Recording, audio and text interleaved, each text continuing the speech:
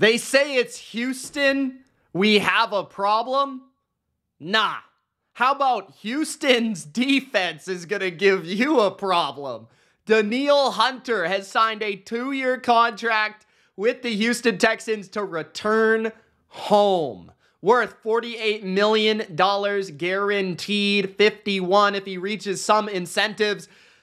But who cares? Danielle Hunter is an absolute savage, a stud, a man that looks like he was crafted, molded to play defensive end for the Houston Texans. The Texans now have Will Anderson on one edge, Danielle Hunter on the other. They can put Denico Autry inside on passing situations. I mean, this is going to be fun if you're the Houston Texans and DeMeco Ryans. What a front that they have built in Houston. Hunter, one of the premier options on the market, and specifically for a team like Houston that's ascending, that's looking to take that next step, that's looking to reach that Super Bowl. C.J. Stroud's a stud, arguably top 5 quarterback already as a rookie. Doesn't even matter, right?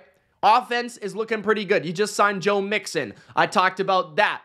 Now you upgrade that defensive front. You add a player like Danielle Hunter, who had 16.5 sacks last season in his 17 games. He is not once, not twice, not 3 times, 4 times, 5 times a 10-plus sack guy. And the only season since 2018 he hasn't had 10 sacks. He only played 7 games, and he had 6 sacks in 7 games. This guy's a stud. 4-time Pro Bowler since 2018. He is only 29 years old, and he's played in the NFL forever. Forever! Danielle Hunter has played in the NFL, it feels like. Last year, once again, one of the best edge rushers in football, playing in a scheme he's never played in before. Brian Flores' defense, which does have some carryover to DeMeco Ryans in terms of the looks and the simulated looks and the blitzes that they'll send from time to time. But DeMeco likes to rely on a 4-man rush more often. But to have those athletes that can do stunts and really work off of each other up front, like Will Anderson, Danielle Hunter, Denico Autry, these guys that are built like defensive ends but have athleticism like outside linebackers, those are special traits, and Hunter is like that. Last year, 1,004 snaps, which is up there with, the most in the NFL. That is 1, 2, 3, 4, 5, 6th most snaps in the NFL. 28th graded edge rusher, according to PFF, with the 20th best pass rushing grade. The year before, the 7th best edge rusher in the NFL in 2022, 15th in 2021, 7th in 2019, 17th in 2018. So this guy's been a machine. 6'5", 263. He's good in all areas. He's more of a speed to power player than he is a finesse player. He's got great length, great explosion, great first step ability. He can rush from inside or out because of his size and his length. And he can take over a game, and he can get a sack in a key moment. Last year, he was one of the leading sack artists in the NFL, 16.5, which was the most of his entire career. He was a Pro Bowler. He had 23 tackles for loss, the most of his entire career. He had 22 quarterback hits. So this guy's 29, but he's playing at the peak of his powers. He always reminds me of a Julius Peppers type of player, a type of athlete that's just special. He stands out amongst the greatest athletes in the world. And he's had 2 14.5 sack seasons, 3 14.5 plus sack seasons. Last year, diving a little bit deeper into his stats for people to just understand how good this guy is. I'm just going to take a look at the pressure stats and things like that. But, I mean, he's awesome. This guy is really, really good. You're getting one of the best in football. So last year, 10th most pressures in the NFL. And he had 55 hurries, which was 9th most in the NFL. He had a pass rush productivity grade of 8.2, which is pretty good. Anything over 8, in my opinion, is good. These are all PFF stats that you can access yourself. But you get the point. He's an awesome player, and he's not a bad run defender either. He's a good run defender. He's so strong at the point of attack. So he is going to be their best pass rusher on their team, and Will Anderson is going to have pressure taken off of his shoulders, which is a great thing to have as a young player, and he's going to be able to thrive opposite him.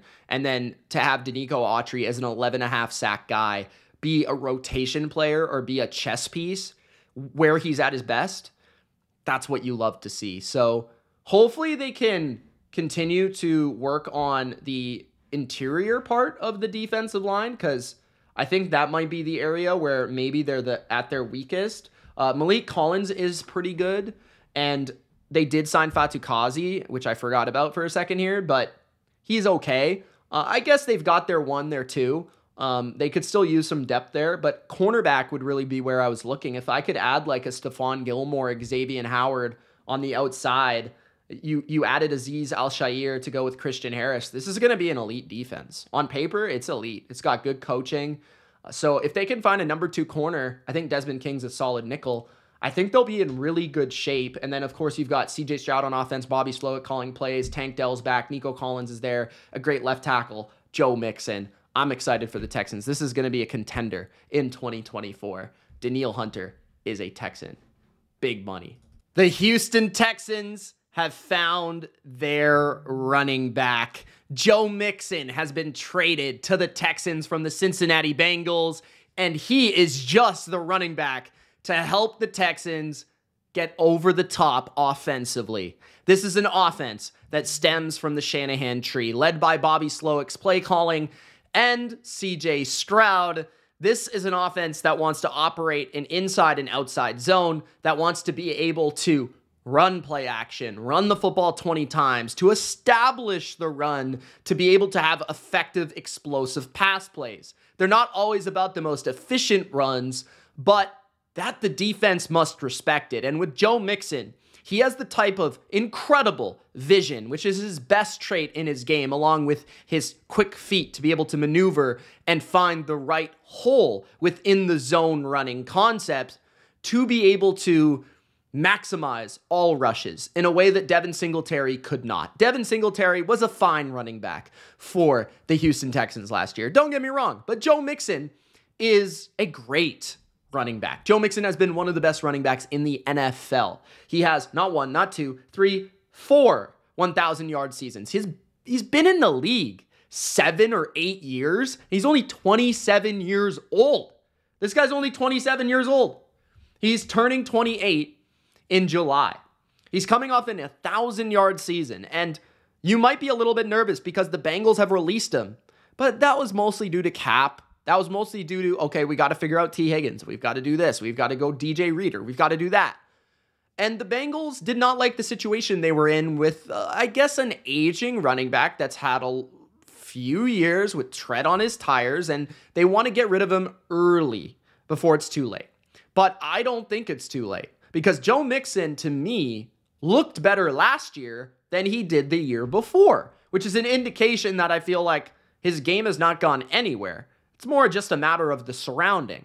And Joe Mixon had 1,034 yards, 9 touchdowns, 52 catches last year. The most catches he's had in his career is 60, which is an element that he can bring to this offense. He is a reliable pass catcher with good hands. He's great in the screen game because of his vision, because of his ability to stop and start, his ability to see the rushing lanes and explode. And he is extremely clutch. Every short yardage play, every time they hand him the ball, every big game that they count on him to come through, Joe Mixon comes through. The Bengals versus the Chiefs, the Bengals versus the Bills. Every single time it feels like he needs to come through, he does. Red zone touches, he does. 4th down, he does. 4th quarter, need a first down. Give it to Joe Mixon 3 times, he'll get a first down. Mixon is extremely efficient at finding yards. He's not the most explosive, he's not the fastest, but he is a phenomenal fit for this Texans offense, for what Bobby Slowick wants to do, for the play action game, for the screen game. And you look at 1,200 yards in 2021. He was a Pro Bowler in 16 games. He had 292 carries, 257 the year before, 278 in 2019. He can carry the load if need be, but you can also complement him with other running backs as well, especially in 3rd down situations. He's a good pass blocker. He's a good pass catcher. He's a good runner. He is a good pure rusher. And, at times I feel like he's been in the elite of running backs. He just doesn't really have that insane extra gear to hit a home run, but he's a guy that's going to hit multiple 10+ runs throughout the course of a game because of his ability to jump cut, his ability to stop start, and his ability to see where to go when he's running the football, maximizing his yardage at all times. And he's going to be great in terms of providing a threat to the backfield where if other teams are playing too deep against Nico Collins and Tank Dell, trying to take away play action crossers and deep balls from CJ Stroud, you can hand it off to Joe Mixon, number 28, and he can get 5 yards a pop.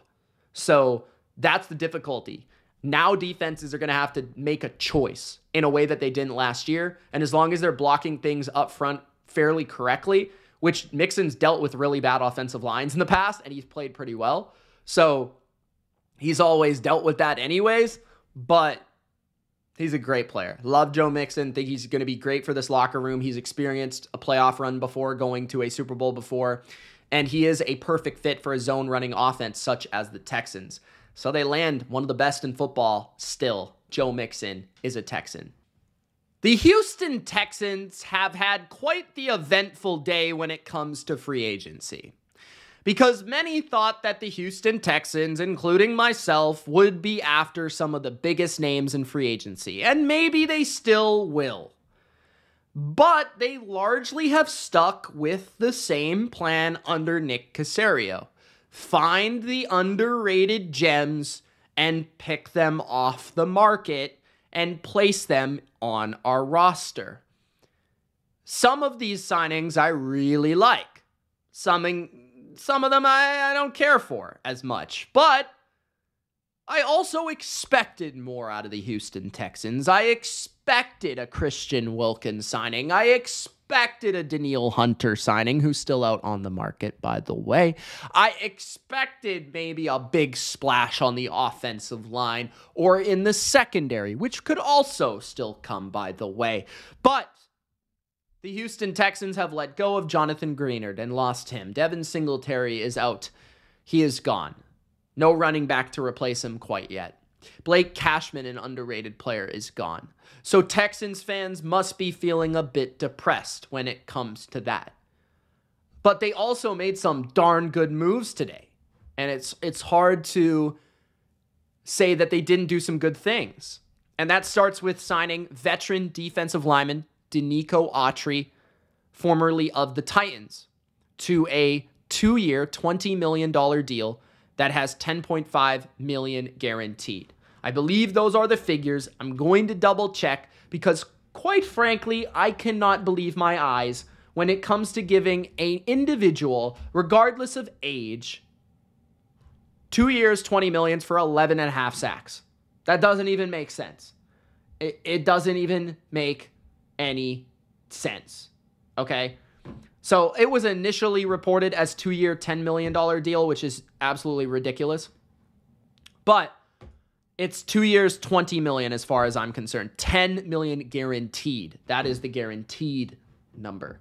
Now, in terms of Denico Autry, one of my favorite defensive linemen in the NFL for a couple years because of his versatility. He's played in every system known to humankind. 4-3 under front, traditional 3-4 edge, or defensive lineman. He's played 4-3, end. He's played interior pass rush specialist. He's played stand-up, nickel front rusher. Whatever it is, he's played it, right? Like, this guy has done it all, okay? This past year, he put up the most sacks of his career with 11.5, playing edge rusher primarily for the Tennessee Titans. He had 17 quarterback hits, 12 tackles for loss, which was the second most of his career, 50 tackles, which was the most of his career. He had 2 forced fumbles, 4 passes defensed in 14 starts and 17 games. He has largely played in a rotation throughout the course of his career, and I would not be shocked to check his stats in terms of snaps and see that he played the most snaps of his career this year. Let's check that just because. So he played 768 snaps, which is the most of his career. Good job, Mitch. He has played in Oakland. He has played in Indianapolis. Yes, I said Oakland. Indianapolis, and he's played in Tennessee. Throughout his career, he's had seasons of 9 sacks, 7.5 sacks, 9 sacks, 8 sacks, and 11.5. And when you look at his career the last few years, from 2020 to 2023, he's had himself a very productive 2020s. He had 7.5 sacks in 2020, 9 sacks in 2021, 8 sacks in 2022, and 11.5 sacks in 2023. So those are very good numbers in consecutive seasons. And that even includes 2022, where he had 8 sacks in 12 games and 7.5 sacks in 14 games in 2020. Mostly a healthy guy, doesn't get injured too much overall. So Autry's an awesome player, and he's really good against the run because oftentimes he plays on the edge, and he's typically too big to play on the edge. He's one of those freaky guys where he is just a big human, and usually guys that big aren't playing that position a lot of the time. So looking at, just trying to see where PFF has him listed here. Looking at PFF, they were not too kind in his Pro Football Focus grade this year, ranking him 78th among 112 edge rushers. Last year, he ranked 17th. The year before, 35th, and so on. But the numbers would say something else, and I like to look into the in-depth stats, but into his size. So he's 6'5", 285, and he plays edge rusher. I think I just talked about, who was I talking about where he's like 6'2", Bryce Huff? He's like 6'2", 235. This guy's 6'5", 285, John.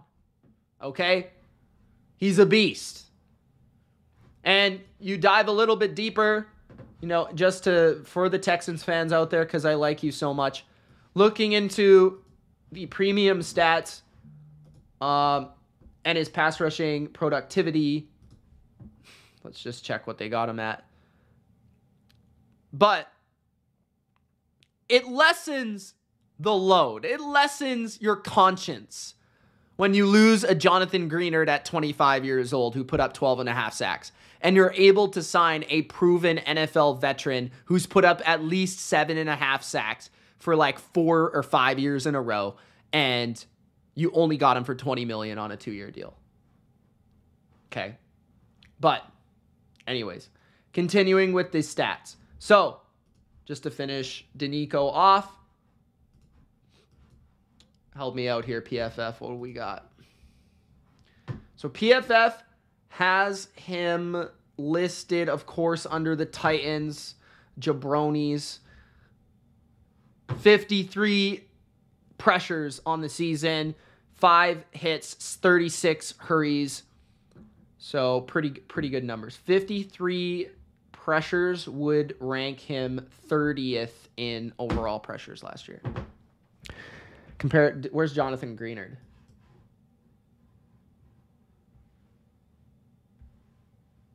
Jonathan Greenard was the same.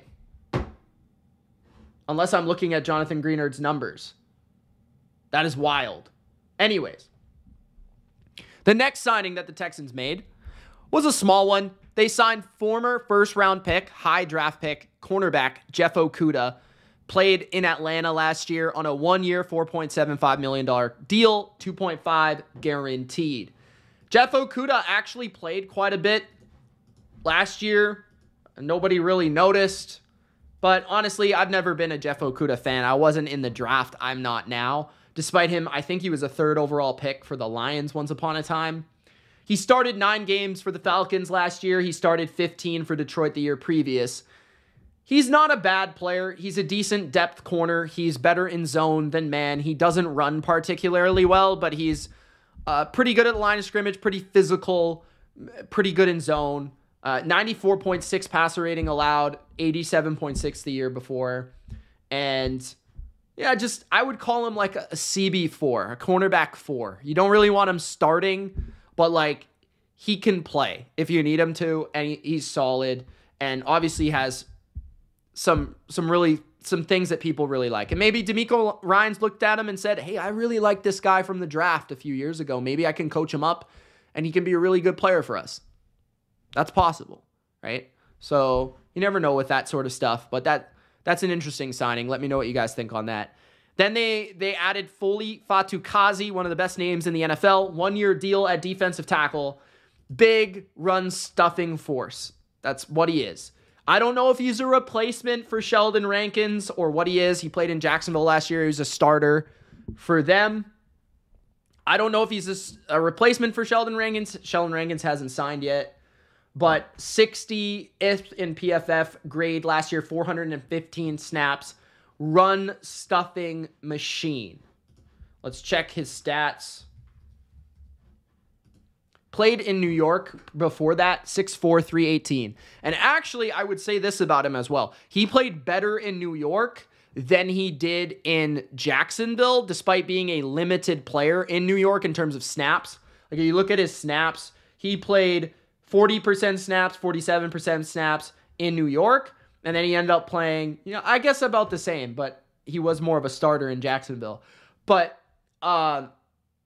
he was more productive in New York. And the reason I bring that up is that Robert Saleh was partly there in New York, and Denico Ryans is now the head coach of the Texans. They both run similar schemes, both from San Francisco, etc. So there's an easy fit there in terms of scheme fit. And his numbers aren't going to impress you because he doesn't rush the quarterback. He's a run stuffer. Nothing else have to be said there. 1-year deal for him. Then the final move the Texans made today, they made 4.